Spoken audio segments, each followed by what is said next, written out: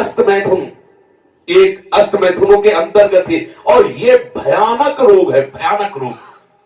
इसमें संकोच की बात नहीं, जैसे डॉक्टर से संकोच नहीं, ऐसे शास्त्र और सदगुरुदेव ये संकोच का विषय नहीं। ये वो भयानक रोग है जो कैंसर से भी, टीवी से भी बड़ा भयानक रोग है, बड़ा भयानक रोग। उसकी तो औषधि, इसकी औषधि नहीं है। वो तो प्रारब्ध से आ रहा है। ये आप वर्तमान क्रिया को बिगाड़ कर अपना नाश कर रहे हैं। छोटे छोटे बच्चे जब स्कूलों में जाते हैं और उनको गलत विद्यार्थियों का संग मिलता है तो प्रत्येक 100 में एक को नहीं कह सकते, 99 के जैसा हम मिले हैं अभी तक, 100 में एक को नहीं कह सकते, लेकिन 99 ऐसे मिले हैं, 100 में 99 जो इस रोग से ग्रसित हैं। पहले शायद वो पढ़ाई अपने लोगों के यहां नहीं थी। आज हमें बच्चे बताते हैं कि एक चैप्टर भी इसी प्रसंग का रखा जाता है। किसी विद्यार्थी जीवन से आए हुए साधु वेश में अपने उपासक ने बताया कि हम लोगों को शिक्षा दी जाती है कि जैसे खून निकल जाता है तो नया खून और बलवर्धक बनता है, ऐसे ही इस ब्रह्मचर्य का नाश करना अति आवश्यक है, क्योंकि वो हटेगा तो समस्त मांसपेशियों में नई शक्ति जागृत होगी। बोलो कितनी बड़ी हानि की बात, कितने बहुत बड़े दोष की बात। छोटे छोटे बालकों की जिनकी किसी भी तरह से ब्रह्मचर्य नष्ट करने की अवस्था नहीं हुई, वो अपने ब्रह्मचर्य का संहार कर रहे हैं केवल मनोरंजन के लिए। प्लेग, इन्फ्लुएंजा, ये रोग इतने बड़े महामारी नहीं जितना महामारी ये रोग है, जिसे बच्चे और बच्चियां खिलवाड़ समझ रही, मनोरंजन समझ रहे, ये करना आवश्यक ही है ऐसा समझ रहे, सुविधाएं दी जा रही, कहा जाता खेलो हंसो, मार दिया। अभी किसी योग्य नहीं हो पाए और उनको सारी योग्यता नाश करने की शिक्षा दे दी गई और नष्ट हो गए। ना वो गृहस्थी लायक रह गए, न विरक्ति लायक रह गए। ये जो हस्तमैथुन जनित महारोग से, भयानक रोग से ग्रसित साधक जो भी मनुष्य, जो भी बच्चे हैं, सावधानी, बिल्कुल अपनी मृत्यु का वर्ण कर रहे हैं। और हम ये पक्की बात कह रहे हैं 100 में 99 इस दोष से ग्रसित हैं। 100 में 99, 98 नहीं 99। और हम जब उनसे पूछते तो पता चलता है ये केवल स्कूल में ही पूरी ट्रेनिंग हो जाती है। आपस में 4 बच्चे बैठकर ऐसे गंदे आचरण से युक्त हो जाते हैं जो जीवन में इससे निकल पाना बड़ा कठिन है। नाना प्रकार की, गंगा की कसम, यमुना की कसम, भगवान की कसम, गुरु की कसम, सब कसम एक तरफ, खाने के बाद 1 मिनट बाद जहां वो अपने स्वरूप में कामाग्नि जागृत हुई, नष्ट हो जाता है साधक। ये जो हस्त क्रिया के द्वारा अपनी वीर शक्ति का नाश कर रहे हैं, बिल्कुल समझ ले ये अनिष्टकारी चेष्टा पहली बात अगला जन्म तुम्हें मनुष्य का नहीं होने देगी, क्योंकि तुम इतना भयानक अपराध कर रहे हो। हर वीर शक्ति में वो जीवाणु है जिससे मनुष्य का जन्म होता है। आप उसको किस तरह से नष्ट कर रहे हैं, पहला महापाप तुम कर रहे हो।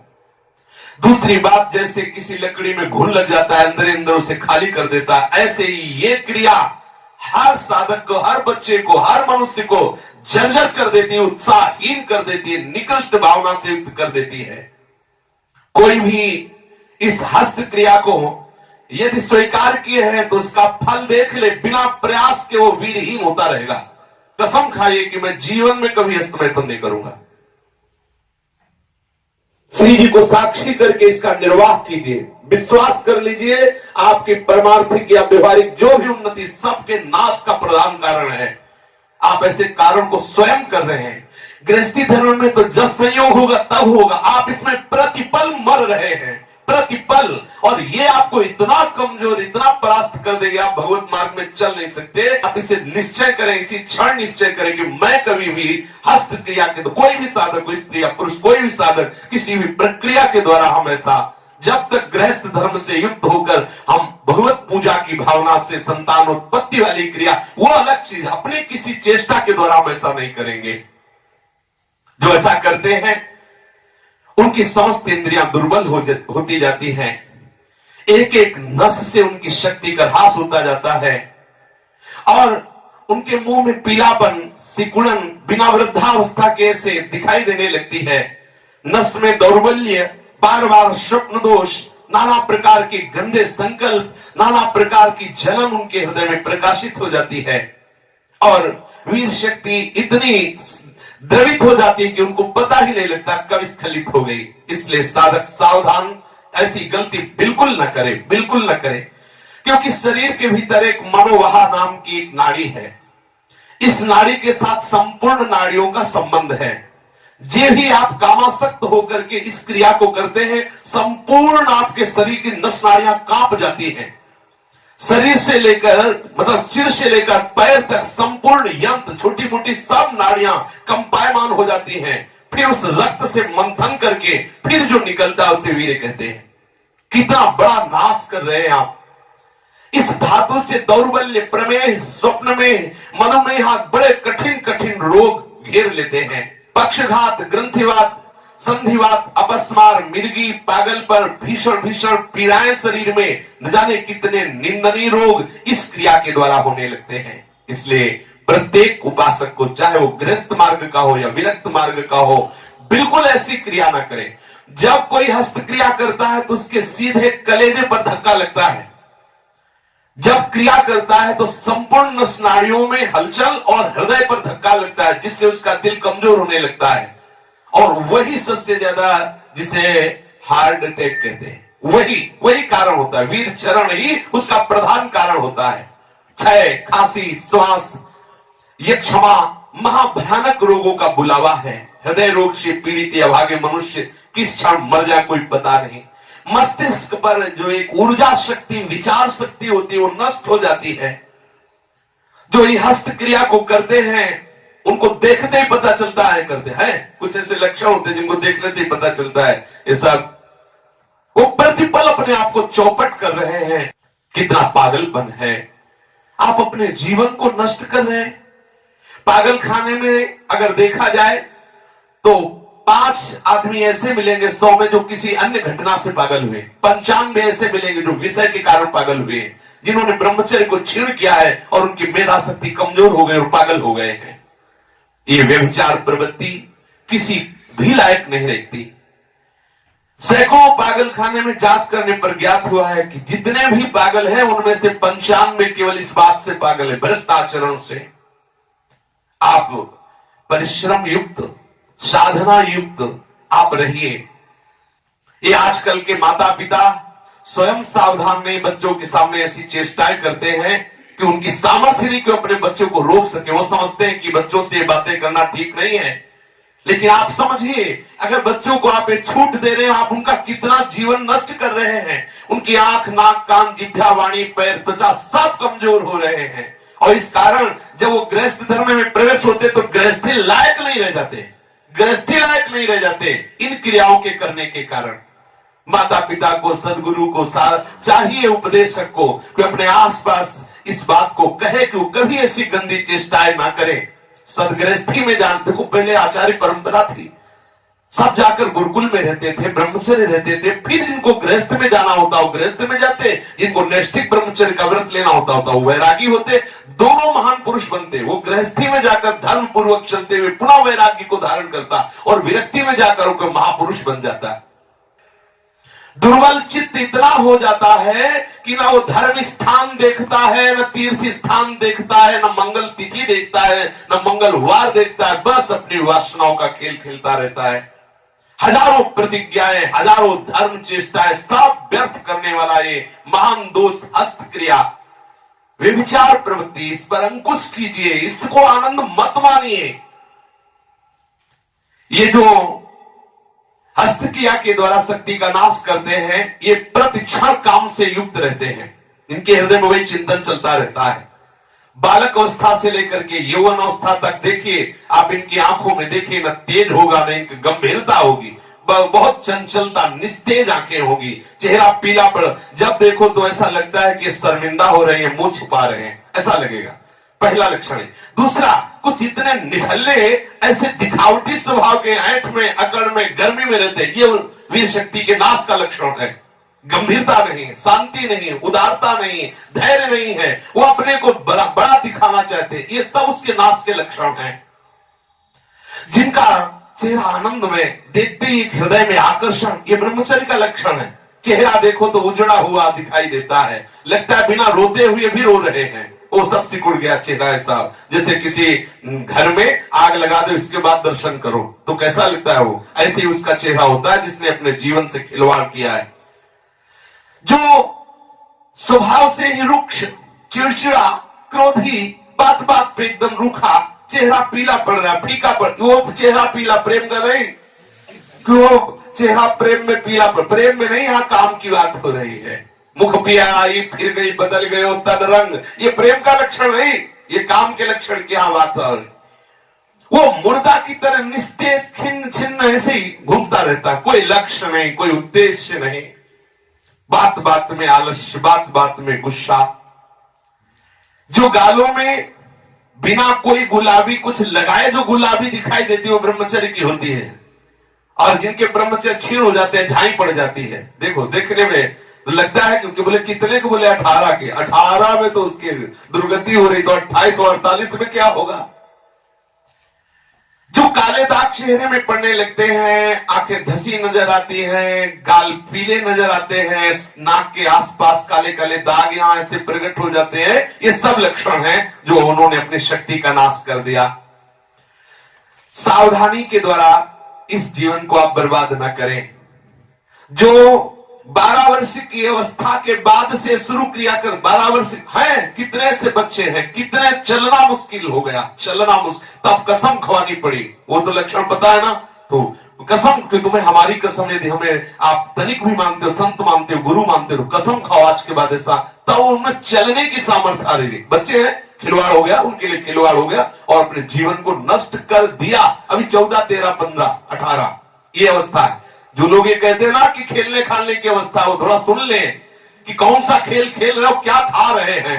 ये खेलने खाने की अवस्था है, अरे ये वो अवस्था है जिसमें जो चाहो तुम बन सकते हो। जो इस वीर शक्ति का नाश करते हो, बिना बुढ़ापे के सारे लक्षण बुढ़ापे के उनमें होते हैं। कमर में दर्द है, चला नहीं जा रहा है, थोड़ी चढ़ाई में हांफने लगे, अब अवस्था कितनी, बोले 18 की।